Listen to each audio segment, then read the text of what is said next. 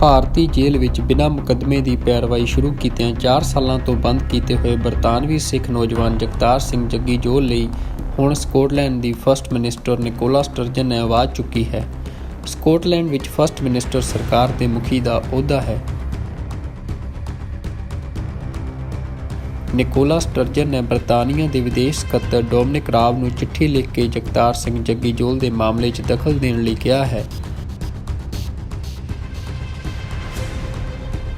Nikola ਨੇ ਕਿਹਾ ਕਿ ਸਕੌਟਿਸ਼ ਨਾਗਰਿਕ ਨੂੰ ਇਸ ਤਰ੍ਹਾਂ ਬਿਨਾਂ ਮੁਕੱਦਮਾ ਚਲਾਇਆ 4 ਸਾਲ ਤੱਕ ਜੇਲ੍ਹ ਵਿੱਚ ਬੰਦ ਰੱਖਣਾ ਬਹੁਤ ਗੰਭੀਰ ਮਾਮਲਾ ਹੈ। ਉਹਨਾਂ ਚਿੱਠੀ ਵਿੱਚ ਜੱਗੀ ਜੋਹਲ ਤੇ ਭਾਰਤੀ ਜੇਲ੍ਹ ਵਿੱਚ ਹੋਏ ਤਸ਼ੱਦਦ ਅਤੇ ਮਾੜੇ ਵਤੀਰੇ ਦਾ ਵੀ ਮਾਮਲਾ ਚੁੱਕਿਆ ਹੈ। ਇਸ ਤੋਂ ਪਹਿਲਾਂ ਫਰਵਰੀ ਮਹੀਨੇ ਬਰਤਾਨੀਆ ਦੇ 140 ਪਾਰਲੀਮੈਂਟ ਮੈਂਬਰਾਂ ਨੇ ਵਿਦੇਸ਼ ਸਕੱਤਰ ਨੂੰ ਚਿੱਠੀ ਲਿਖ ਕੇ ਜੱਗੀ ਜੋਹਲ ਦੀ ਰਿਹਾਈ ਕਰਵਾਉਣ ਲਈ ਪੈਰਵਾਈ ਕਰਨ ਵਾਸਤੇ ਕਿਹਾ ਸੀ। ਜਗਤਾਰ ਸਿੰਘ ਜੱਗੀ ਜੋਲ ਬਰਤਾਨਵੀ ਨਾਗਰਿਕ ਹੈ ਅਤੇ ਉਹ ਭਾਰਤ ਵਿੱਚ ਹੋਈ ਸਿੱਖ ਨਸਲਕੁਸ਼ੀ ਸੰਬੰਧੀ ਦੁਨੀਆ ਨੂੰ ਦੱਸਣ ਦਾ ਕੰਮ ਕਰਦਾ ਸੀ।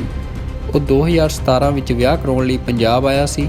ਵਿਆਹ ਤੋਂ ਕੁਝ ਦਿਨਾਂ ਬਾਅਦ ਆਪਣੀ ਘਰਵਾਲੀ ਨਾਲ ਬਾਜ਼ਾਰ ਵਿੱਚੋਂ ਖਰੀਦਦਾਰੀ ਕਰਦੇ ਨੂੰ ਪੁਲਿਸ ਨੇ ਅਗਵਾ ਕਰ ਲਿਆ ਸੀ।